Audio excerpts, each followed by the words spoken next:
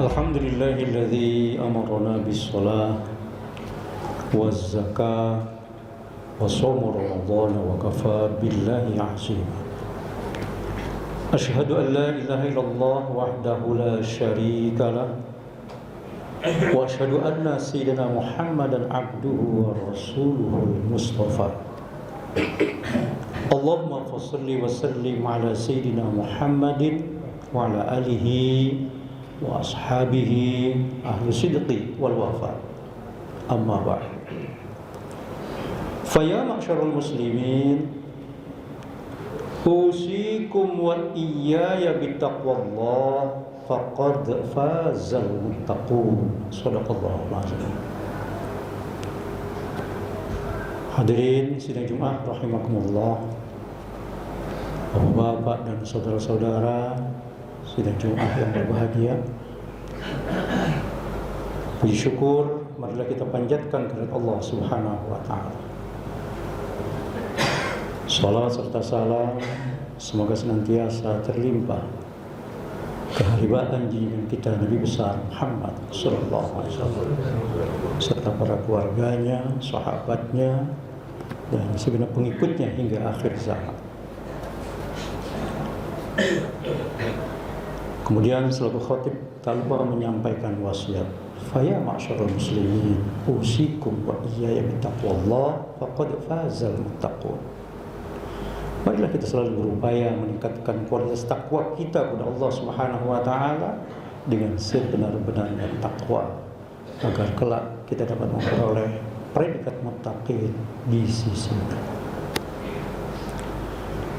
Tema khutbah yang akan saya sampaikan dalam kesempatan yang berbahagia ini adalah upaya menjalani ibadah puasa dari merasa terbebani menjadi menikmati. Hadirin, hampir setiap tahun ketika Ramadan datang, reaksi umat Islam berbeda-beda. Ada yang menyambutnya dengan penuh rasa bahagia. Ada yang menyambutnya dengan sikap biasa-biasa saja. Dan ada pula yang menyambutnya, mungkin ini tanpa disadari, mereka merasa terbebani. Makan sahur yang terasa susah, puasa yang terasa lama, jam kerja yang terasa panjang, emosi yang gampang meletup-letup, meledak-ledak sehingga mudah marah-marah, dan seterusnya dan seterusnya. Nah, dalam kesempatan yang berbahagia ini, saya ingin mengajak jamaah untuk coba melihat puasa dari sudut pandang yang berbeda.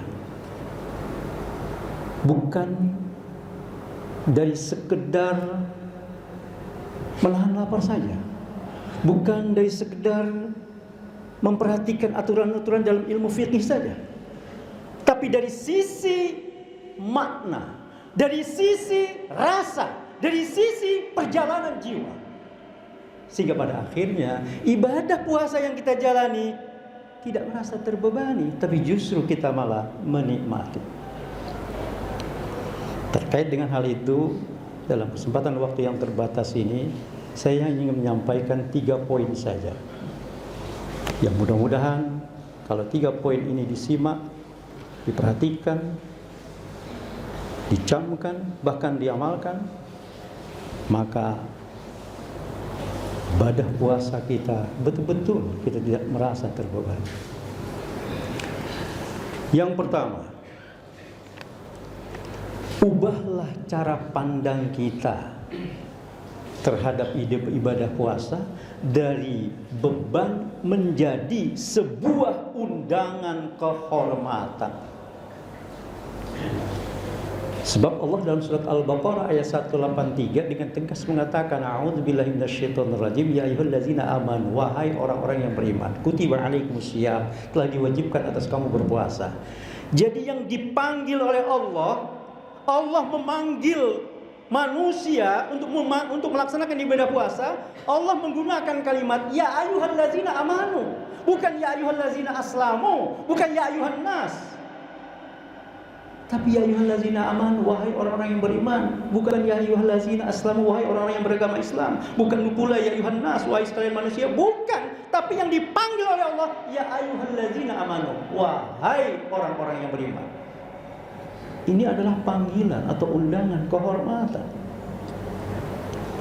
Seorang mufassir yang sangat terkenal namanya Ibnu Katsir namanya, mengatakan bahwa tidaklah Allah memanggil hambanya dengan menggunakan kata iman kalau bukan karena ingin mengangkat derajat hambanya itu.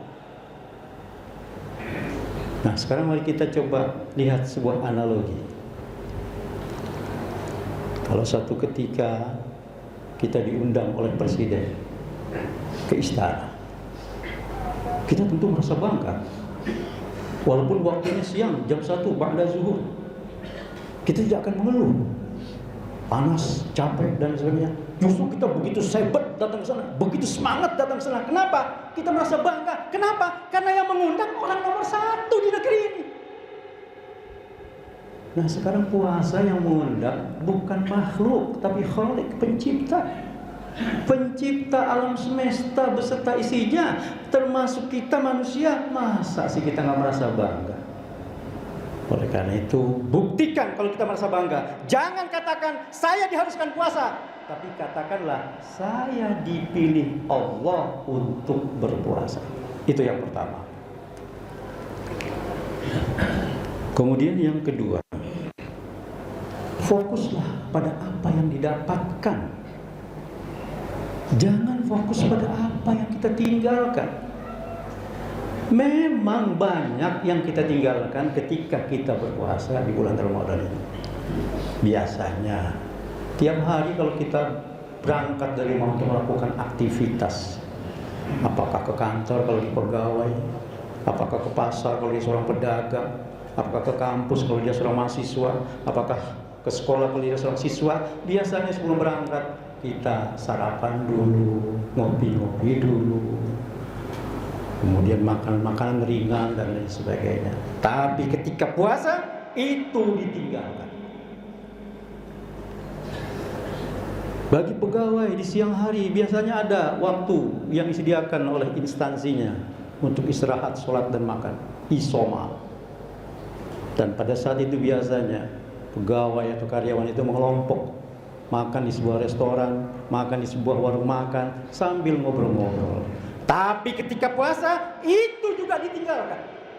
Dan masih banyak lagi yang ditinggalkan ketika berpuasa. Tapi janganlah kita selalu fokus pada apa yang kita tinggalkan. Fokuslah pada apa yang kita dapatkan. Dalam sebuah hadis qudsi, Rasulullah SAW bersabda bahwa Allah Subhanahu wa taala berfirman, "Asyamu li", puasa untukku, "wa ana ajzi bi", dan aku sendiri yang akan membalasnya. Begitu kata Allah dalam hadis qudsi. Firman Allah yang tidak terdapat dalam Al-Quran, itu namanya hadis qudsi.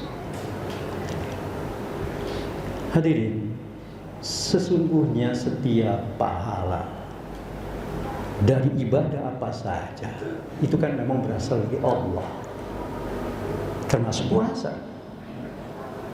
Tapi kenapa dalam hadis qudsi itu Allah mengklaim wa ana ajzi bih, dan aku sendiri yang akan membalasnya? Kenapa Allah mengklaim begitu? Jawabannya karena puasa adalah ibadah yang memiliki keistimewaan khusus. Coba kita perhatikan, orang berpuasa, orang lain tidak bisa memastikan apakah dia berpuasa atau tidak. Tapi kalau ibadah-ibadah yang lain, orang lain bisa. Misalnya sholat, orang lain bisa memastikan dia sholat setelah dia memperhatikan bacaannya, gerakannya, bahkan posisinya yang terus menghadap kiblat. Wah, itu orang sedang sholat. Zakat, orang lain bisa memastikan bahwa dia mengeluarkan zakat, minimal orang yang menerima zakat. Haji, apalagi haji, yang pergi satu, yang antar bisa puluhan orang. Tapi puasa, orang tidak bisa memastikan apakah dia sedang berpuasa atau tidak. Yang tahu persis dia sedang puasa atau tidak hanya Allah dan dirinya. Dari sini kita dapat pelajaran bahwa puasa adalah ibadah tanpa penonton. Puasa adalah ibadah tanpa pujian. Puasa adalah ibadah yang membuat pelakunya selalu taat walau dalam keadaan sendirian. Saya coba buat sebuah ilustrasi. Kalau satu ketika ada orang yang berpuasa pulang ke rumahnya di siang hari, sampai di rumahnya kebetulan keluarganya pada lagi nggak ada, pada punya kepentingan masing-masing, jadi rumahnya kosong. Dilihat meja makan, wah makanan sudah cukup banyak tersaji untuk santapan buka puasa nanti sore. Dilihat minuman juga lengkap. Kalau sekiranya orang itu makan diam-diam, kalau sekiranya orang itu minum diam-diam, nggak ada yang tahu. Tapi kenapa dia tidak melakukan itu? Dia takut kepada Allah. Di sini terbangun kejujuran batin lewat ibadah puasa. Itu yang didapatkan oleh orang yang berpuasa. Belum lagi ibadah puasa itu kan merupakan ibadah yang tersembunyi, maka akan membuat orang yang melakukannya selalu merasa taat, patuh, tunduk kepada Allah Subhanahu wa taala. Ikhlas semata-mata karena mengharap ridho Allah Subhanahu wa taala. Itu juga yang didapatkan lewat ibadah puasa. Dan masih banyak lagi. Oleh karena itu, fokuslah pada apa yang didapatkan. Jangan selalu fokus pada apa yang ditinggalkan. Itu yang kedua. Kemudian yang ketiga, isilah puasa dengan makanan-makanan roh. Hadirin, ketika kita puasa, tubuh kita memang lapar, jasad kita memang lapar, ruh kita juga lapar. Tapi kalau kita biarkan begitu saja, maka terasa lemas badan kita, emosi pun mudah terpancing, kita pun malas beraktivitas. Oleh karena itu, isilah puasa itu dengan makanan-makanan ruh. Apa itu makanan ruh? Antara lain membaca ayat-ayat suci Al-Quran. Sisihkan waktu kita selama berpuasa beberapa menit saja untuk baca ayat Quran. Kemudian memperbanyak baca sholawat. Wah, orang kalau baca sholawat itu luar biasa keajaiban yang akan diperoleh. Lagi pula pahalanya luar biasa. Kata Rasulullah, barang siapa yang bersolawat kepadaku 1 kali, Allah akan balas 10 kali. Nanti ada kesempatan khusus untuk bahas solawat. Lanjut sekarang, setelah solawat, zikir, berdoa, bersedekah, menahan amarah, menjaga lisan. Itu semua termasuk makanan-makanan ruh. Itu yang harus kita lakukan selama kita ibadah puasa, di samping yang lain-lain. Sebab Allah dengan tegas mengatakan bahwa tujuan puasa itu adalah la'allakum tattaqun, agar kamu menjadi orang yang bertakwa. Definisi takwa secara umum adalah imtitsalu awamirihi wajtinabu nawahihi, melaksanakan apa yang Allah perintahkan dan menjauhi apa-apa yang Allah larang. Ada definisi yang menarik dan agak rinci, detail, seperti yang diungkapkan oleh salah seorang sahabat Nabi yang bernama Sayyidina Ali bin Abi Thalib, bahwa takwa itu adalah al-khawfu bil jalil, wal amalu bit tanzil, wal ridha bil qalil, wal isti'dadu li yaumir rahil. Takwa itu adalah takut pada Allah yang salah satu namanya adalah Al-Jalil. Wal amal bitanzil, mengamalkan isi Al-Quran. Wa ridha bil qalil, ridha, ikhlas menerima nikmat yang sedikit. wal istidadu liyaumir rahil, selalu siap siaga menghimpun perbekalan berupa amal-amal kebajikan, amal-amal soleh sebanyak-banyaknya untuk menuju perjalanan hidup yang abadi, perjalanan hidup yang panjang, perjalanan hidup menuju alam akhirat nanti. Nah, itu definisi takwa menurut Sayyidina Ali bin Abi Thalib. Terkait dengan poin yang ketiga, mari kita coba simak sebuah ilustrasi. Ketika ada orang melaksanakan ibadah puasa, tapi selama dia berpuasa sejak terbit fajar hingga terbenam matahari, dari pagi sampai sore, sedikit pun waktu dia tidak mau sisihkan untuk membaca ayat-ayat suci Al-Quran. Waktu yang panjang lebih banyak digunakan untuk menggosip, ghibah, ngomongin kejelekan orang dan seterusnya. Di samping itu juga ada saat-saat tertentu dia gampang marah-marah, baik ketika di rumah, di masyarakatnya, di pergaulannya dan sebagainya. Ketika masih ada waktu kosong juga, dia gunakan juga waktu untuk scroll yang ada di HP-nya, sehingga tampak dia melihat gambar-gambar wanita yang memamerkan auratnya. Jadi sepanjang dia berpuasa dari pagi sampai sore, banyaknya waktunya habis dipergunakan untuk itu. Ketika menjelang berbuka puasa, dia bikin gaduh di rumahnya.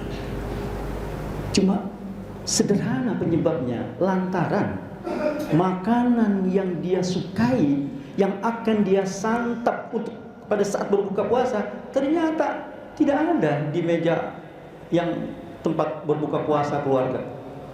Misalnya dia kepingin makan kolak misalnya, tapi kok belum ada, waktu tinggal beberapa menit lagi. Atau dia ingin makan gorengan, ternyata tidak ada, waktu tinggal beberapa menit lagi. Marah-marah dia di rumahnya, rusak suasana menjelang berbuka puasa di rumahnya. Sampai tidak terasa azan maghrib tiba, waktunya berbuka puasa. Maka orang yang seperti itu dapat dipastikan puasanya sia-sia. Karena Rasulullah sudah menegaskan dalam hadisnya yang berbunyi, kam min shaimin laisa lahu min syiyamihi ilal ju' wal atash. Berapa banyak orang yang berpuasa tapi dia tidak dapat pahala dari ibadah puasa yang dijalankannya kecuali hanya lapar dan dahaga saja. Kenapa? Karena ketika berpuasa lisannya tidak dijaga dari mengungkapkan kata-kata yang membuat orang lain kecewa. Perbuatannya pun tidak dijaga dari melakukan perbuatan-perbuatan yang membuat orang lain sakit hatinya. Akhirnya puasanya sia-sia. Hadirin sidang Jumat rahimakumullah, untuk khutbah yang singkat ini saya hanya ingin mengatakan bahwa kalau kita sekarang berada di hari ke-9 Ramadan 1441 Hijriah, berarti kurang lebih 21 hari lagi Ramadan akan berlalu. Tapi ada yang tidak akan pernah berlalu, catatan Allah tentang puasa yang telah kita jalankan.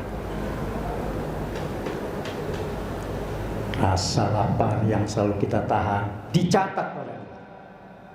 Rasa haus yang selalu kita sembunyikan semata-mata karena Allah dicatat oleh Allah. Amarah yang selalu kita redam dicatat oleh Allah. Dan semua catatan itu pada saatnya nanti kelak di yaumil qiyamah akan diperlihatkan oleh Allah kepada kita. Oleh karena itu jangan sampai salah dan jangan sampai kita menyesal cuma sababnya karena kita cara memandang ibadah puasa yang salah. Oleh karena itu mari kita berupaya ubah cara pandang kita. Puasa bukan hanya sekedar menggugurkan kewajiban, tapi membangun kedekatan kita kepada Allah Subhanahu wa taala. Kita melaksanakan puasa, tarawih, sahur dan sebagainya jangan merasa dipaksa, tapi didorong karena rasa taat patuh tunduk kepada Allah dan Rasul. Dengan demikian, insya Allah apa yang kita inginkan supaya puasa dan ibadah ini diterima oleh Allah Subhanahu wa taala, itu akan terwujud. Hadirin, boleh jadi Ramadan tahun ini Ramadan yang terakhir dalam hidup kita. Sebab siapa yang bisa menjamin kalau kita pasti ada pada Ramadan tahun yang akan datang? Siapa yang bisa menjamin begitu? Fakta membuktikan berapa banyak keluarga kita, berapa banyak tetangga kita, berapa banyak sahabat kita, berapa banyak jamaah di Masjid Al-Mabad ini. Tahun lalu masih ada, tahun sekarang sudah tidak ada. Mereka sudah meninggal dunia, sudah dipanggil Yang Maha Kuasa. Dan bukan mustahil, kita pun akan menyusul mereka. Oleh karena itulah, selagi hayat masih dikandung badan, selagi roh belum terpisah dari jasadnya, selagi Allah masih berikan umur panjang kepada kita di Ramadan tahun ini, maka mari kita berupaya melaksanakan ibadah Ramadan, ibadah puasa, ibadah-ibadah lainnya di bulan Ramadan, di mana pahala dilipat gandakan, bulan yang penuh dengan kemuliaan, bulan yang penuh dengan keberkahan. Mari kita laksanakan dengan sebaik-baiknya dengan menerapkan 3 item yang tadi saya ungkapkan.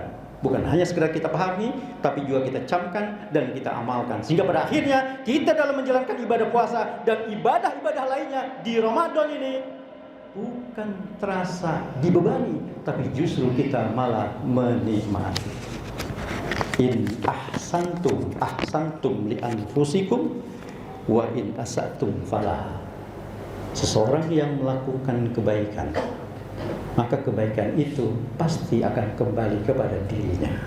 Wa in asatum falah. Seseorang yang melakukan keburukan dan kejahatan itu pun pasti akan berakibat menimpa dirinya. Barakallahu li wa lakum fil Qur'anil azim wa nafa'ani wa iyyakum bima fihi minal ayati waz zikril hakim. Aqulu qawli hadza wa astaghfirullahal azim li wa lakum wa li walidayya wa li walidaykum wa li jami'il muslimin wal muslimat wal mu'minin wal mu'minat fastaghfiruhu innahu huwal ghafurur rahim.